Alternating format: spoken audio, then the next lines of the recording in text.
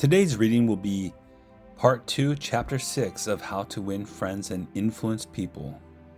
How to make people like you instantly. I was waiting in line to register a letter in the post office at 33rd Street and 8th Avenue in New York. I noticed that the clerk appeared to be bored with the job, weighing envelopes, handing out stamps, making change, issuing receipts, the same monotonous grind year after year.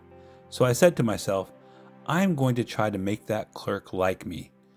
Obviously, to make him like me, I must say something nice, not about myself, but about him. So I asked myself, what is there about him that I can honestly admire? That is sometimes a hard question to answer, especially with strangers. But in this case, it happened to be easy. I instantly saw something I admired no end. So while he was weighing my envelope, I remarked with enthusiasm, I certainly wish I had your hair. He looked up half startled, his face beaming with smiles. Well, it isn't as good as it used to be, he said modestly. I assured him that although it might have lost some of its pristine glory, nevertheless it was still magnificent. He was immensely pleased. We carried on a pleasant little conversation, and the last thing he said to me was, Many people have admired my hair. I'll bet that person went out to lunch that day walking on air. I'll bet he went home that night and told his wife about it. I'll bet he looked in the mirror and said, It is a beautiful head of hair. I told this story once in public, and a man asked me afterwards, What did you want to get out of him? What was I trying to get out of him? What was I trying to get out of him? If we are so contemptibly selfish that we can't radiate a little happiness and pass on a bit of honest appreciation without trying to get something out of the other person in return, if our souls are no bigger than sour crab apples, we shall meet with failure we so richly deserve. Oh yes, I did want something out of that chap. I wanted something priceless, and I got it. I got the feeling that I had done something for him without his being able to do anything whatsoever in return for me. That is a feeling that flows and sings in your memory long after the incident is past. There is one all-important law of human conduct. If we obey that law, we shall almost never get into trouble. In fact, that law, if obeyed, will bring us countless friends and constant happiness. But the very instant we break the law, we shall get into endless trouble. The law is this: always make the other person feel important. John Dewey, as we have already noted, said that the desire to be important is the deepest urge in human nature, and William James said, the deepest principle in human nature is the craving to be appreciated. As I have already pointed out, it is this urge that differentiates us from the animals. It is this urge that has been responsible for civilization itself. Philosophers have been speculating on the rules of human relationships for thousands of years, and out of all that speculation there has evolved only one important precept. It is not new. It is old as history. Zoroaster taught it to his followers in Persia 2,500 years ago. Confucius preached it in China 24 centuries ago. Lao Tzu, the founder of Taoism, taught it to his disciples in the valley of the Han. Buddha preached it on the bank of the holy Ganges 500 years before Christ. The sacred books of Hinduism taught it 1,000 years before that. Jesus taught it among the stony hills of Judea 19 centuries ago. Jesus summed it up in one thought, probably the most important rule in the world. Do unto others as you would have others do unto you. You want the approval of those with whom you come in contact. You want you want recognition of your true worth. You want a feeling that you are important in your little world. You don't want to listen to cheap, insincere flattery, but you do crave sincere appreciation. You want your friends and associates to be, as Charles Schwab put it, hearty in their approbation and lavish in their praise. All of us want that.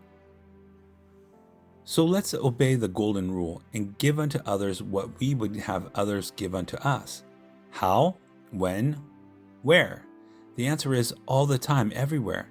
David G. Smith of Eau Claire, Wisconsin, told one of our classes how he handled a delicate situation when he was asked to take charge of the refreshment booth at a charity concert.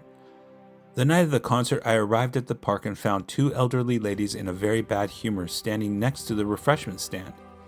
Apparently, each thought that she was in charge of this project.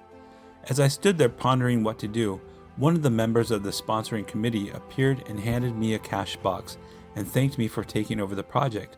She introduced Rose and Jane as my helpers and then ran off. A great silence ensued.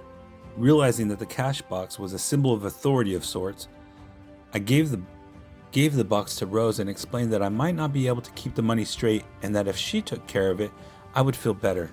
I then suggested to Jane that she show two teenagers who had been assigned to refreshments how to operate the soda machine, and I asked her to be responsible for that part of the project.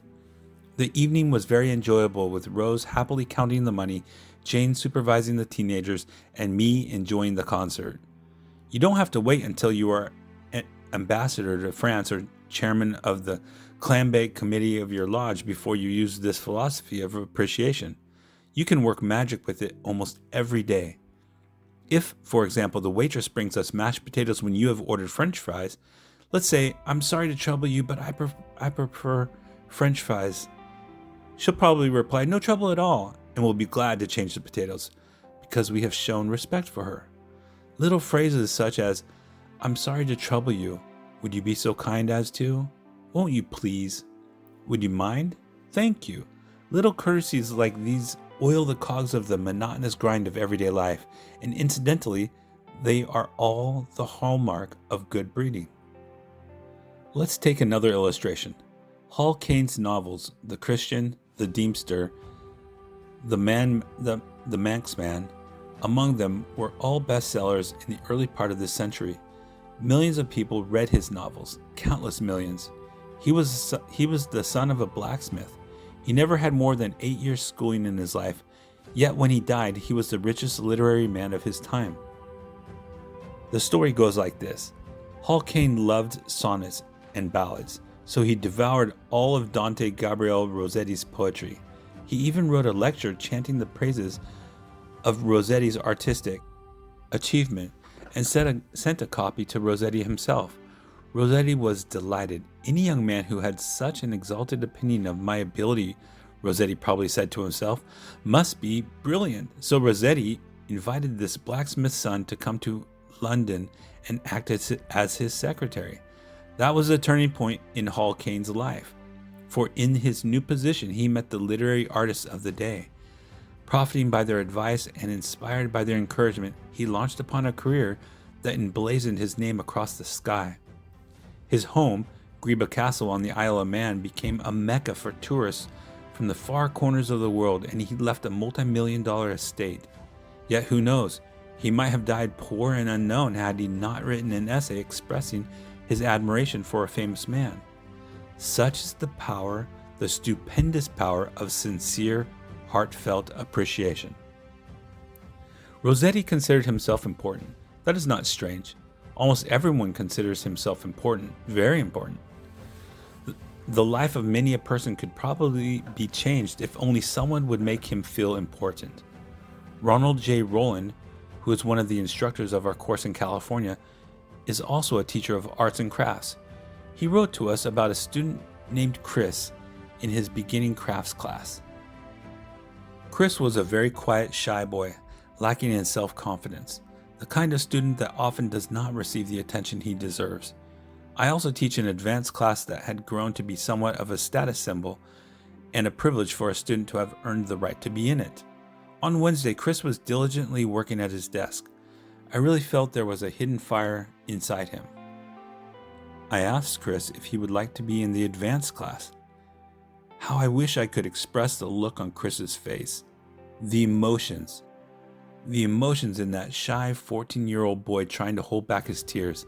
"Who, me, Mr. Rowland? Am I good enough?" "Yes, Chris, you are good enough." I had to leave at that point because tears were coming to my eyes. As Chris walked out of the class that day, seemingly 2 inches taller, he looked at me with bright blue eyes and said in a positive voice, "Thank you, Mr. Rowland." Chris taught me a lesson I will never forget, our deep desire to feel important. To help me never forget this rule, I made a sign which reads, "You are important." This sign hangs in the front of the classroom for all to see to remind me that each student I face is equally important. The unvarnished truth is that almost all the people you meet feel themselves superior to you in some way, and a sure way to their hearts is to let them realize in some subtle way that you recognize their importance and recognize it sincerely. Remember what Emerson said, "Every man I meet is my superior in some way. In that I learn of him." And the pathetic part of it is that frequently those who have the least justification for feeling of achievement bolster up their egos by a show of tumult and conceit, which is truly nauseating. As Shakespeare put it, "Man, proud man, dressed in a little brief authority, plays such fantastic tricks before high heaven as make the angels weep." I'm going to tell you how business people in my own courses have applied these principles with remarkable results. Let's take the case of a Connecticut attorney.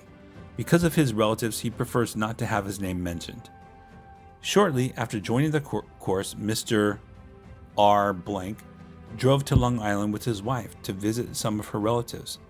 She left him to chat with an old aunt of hers and then rushed off by herself.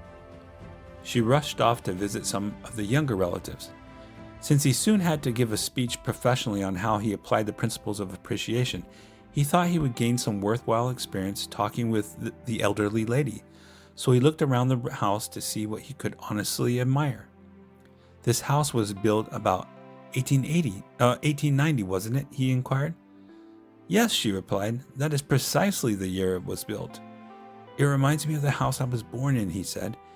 It's beautiful, well built, roomy. You know, they don't build houses like this anymore. You're right, the old lady agreed. The young folks nowadays don't care for beautiful homes. All they want is a small apartment, and then they go off gadding about in their automobiles. This is a dream house, she said in a voice vibrating with tender memories. This house was built with love. My husband and I dreamed about it for years before we built it. We didn't have an architect. We planned it all ourselves. She showed Mr. R. about the house, and he expressed his hearty admiration for the beautiful treasures she had picked up in her travels and cherished over a lifetime.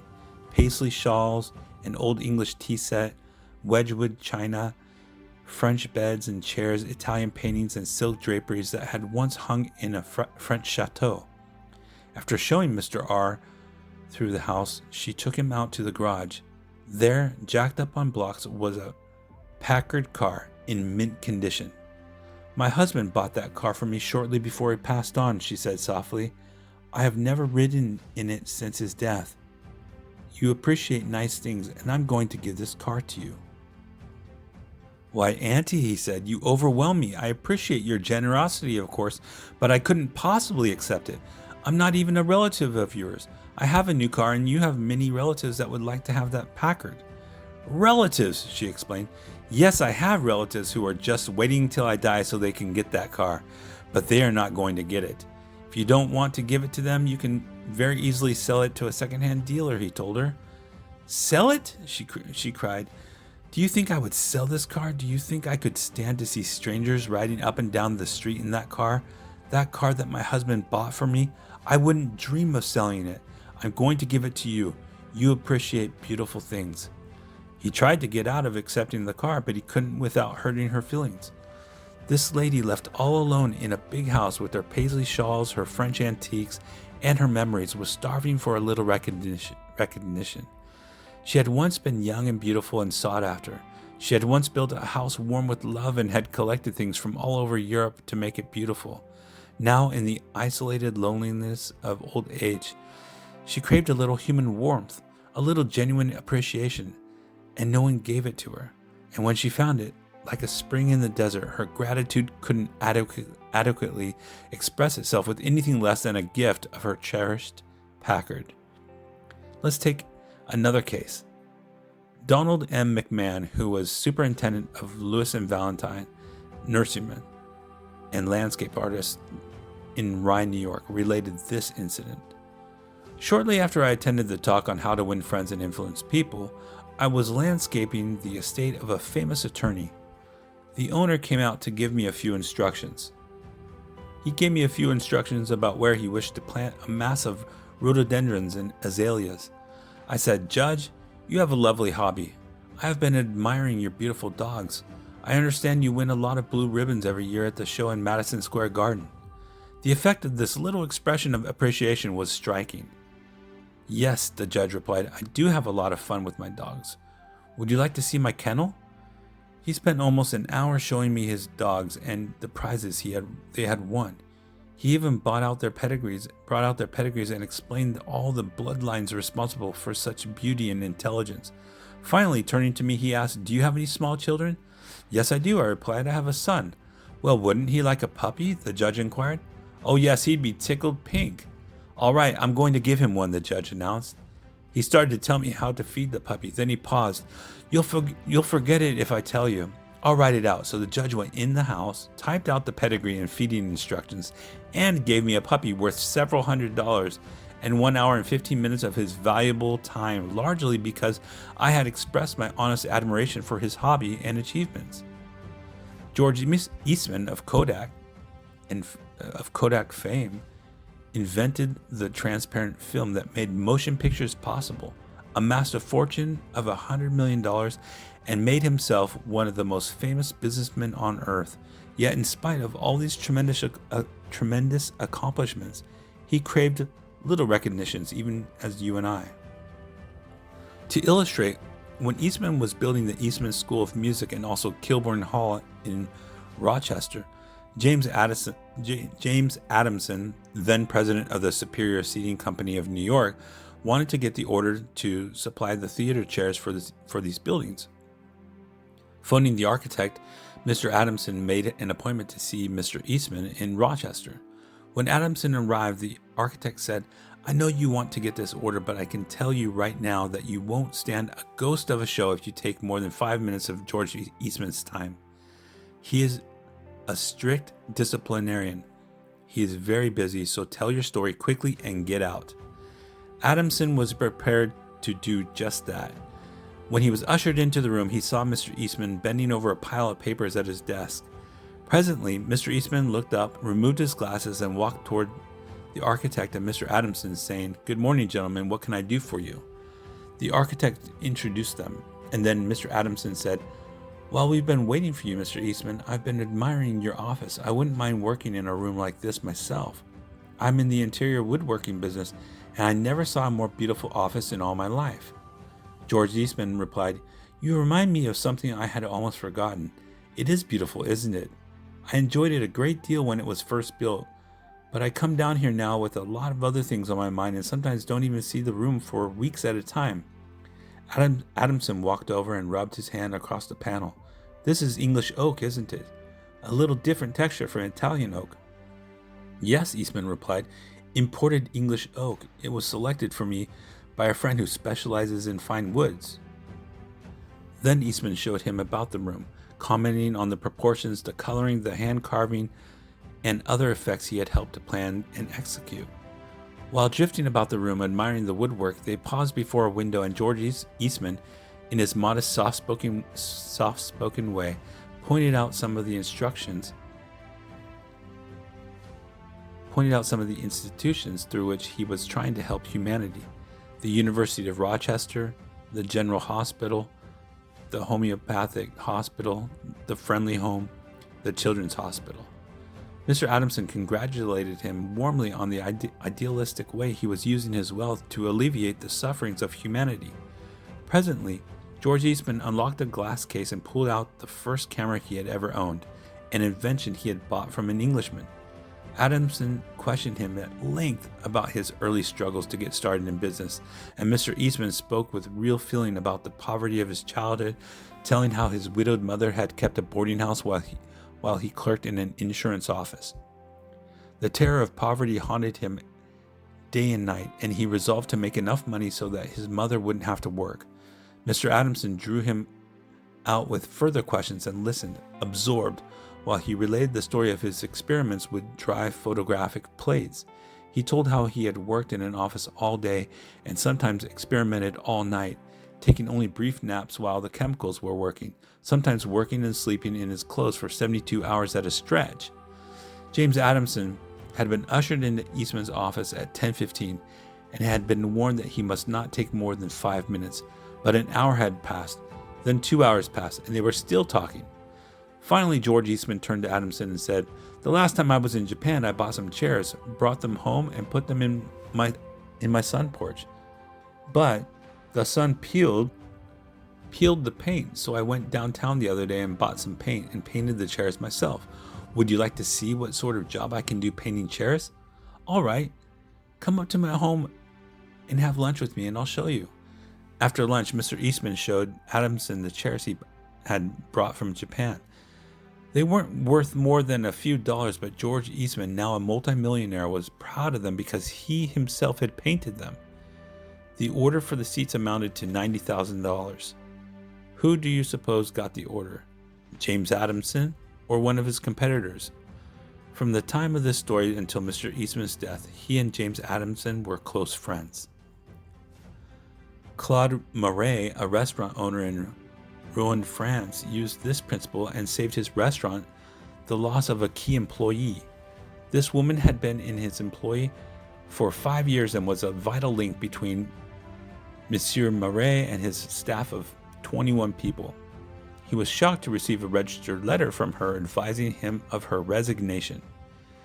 Monsieur Marais reported, "I was very surprised and even more disappointed because I was under the impression that I had been fair to her and receptive to her needs, inasmuch as she was a friend of as well as an employee. I probably had taken her too much for granted and maybe even was more demanding for her than on other employees. I could not, of course, accept this resignation without some explanation. I took her aside and said, 'Paulette, you must understand that I cannot accept your resignation.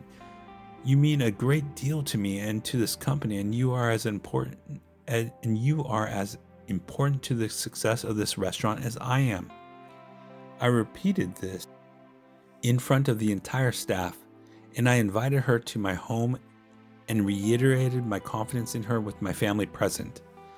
Paulette withdrew her resignation, and today I can rely on her as never before. I frequently reinforce this by expressing my appreciation for what she does and showing her how important she is to me and to the restaurant." "Talk to people about themselves," said Disraeli, one of the shrewdest men who ever ruled the British Empire, "and they will listen for hours." Principle number 6, make the other person feel important and do it sincerely. In a nutshell, 6 ways to make people like you. Principle number 1, become genuinely interested in other people. Principle number 2, smile. Principle number 3, remember that a person's name is to that person the sweetest and most important sound in any language. Principle number 4, be a good listener. Encourage others to talk about themselves. Principle number 5, talk in terms of the other person's interests. Principle number 6, make the other person feel important and do it sincerely.